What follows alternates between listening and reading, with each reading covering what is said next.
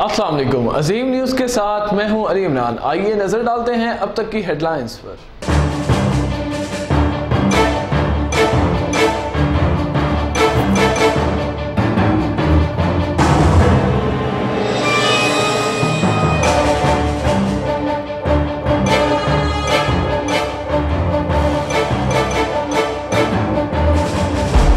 हर माह पेट्रोलियम मसनूआत की कीमतें ऊपर नीचे कर देते हैं। अगर आप लोग की रिपोर्ट्स में जोल हुआ तो किसी को नहीं छोड़ेंगे। चीफ जस्टिस के पेट्रोलियम मसनूआत की कीमतों से मुतल्लिक केस में रिमार्क्स। कहा लगता है सियासी वडेरों ने पंप्स खोल लिए हैं, ये सब डीलर्स और अदारों की अजादारी है। बताएं कराची वालों पर ट्रांसपोर्टेशन चार्जेस क्यों लागू करते हैं।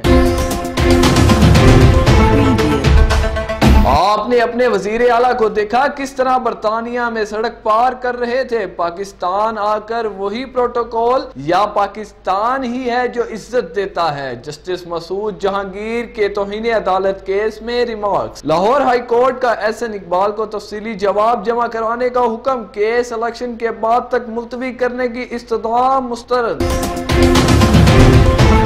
इस्लामाबाद का फाटा की कबायली अवाम का इलेक्शन कमीशन की जानिब मार्च। पुलिस एहलकारों ने मुजाहिरीन को रोक लिया। मुजाहिरीन का आईनी हकूक के लिए एहतजाजी मुजाहिरा तीसरे रोज भी जारी। शरीफ खानदान से 1500 रुपए माहाना वजीफा लेने वाले कैप्टन सफदर करोड़ों की जायदाद के मालिक निकले। असासों की कुल मालियत 4 करोड़ 14 लाख रुपए। मोहम्मद सफदर की पाकिस्तान में 3100 किनाल जरी जमीन, फ्लोर मिल में 34 लाख की सरमायाकारी। नवाज शरीफ के दामाद कैप्टन सफदर के असासों की तफसीलात सामने आ गई।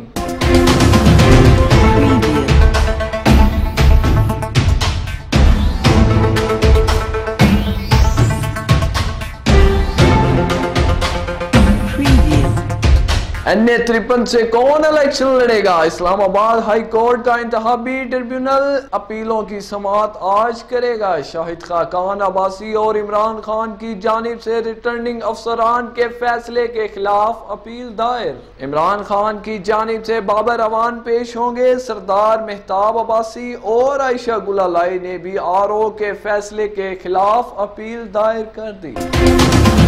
स्पीकर कौमी असम्बली सरदार एयाज सादिक के कबल इंतखाबात धांधली के इल्जामात। स्पीकर का चीफ इलेक्शन कमिश्नर को खत। लाहौर के हल्का NA-129 के रिटर्निंग अफसर के खिलाफ शिकायत की अंबार लगा दिए।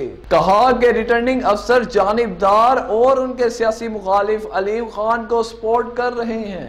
ये थी अब तक की हेडलाइंस। मजीद खबरों और अपडेट्स के लिए देखते रहिए अजीम न्यूज़।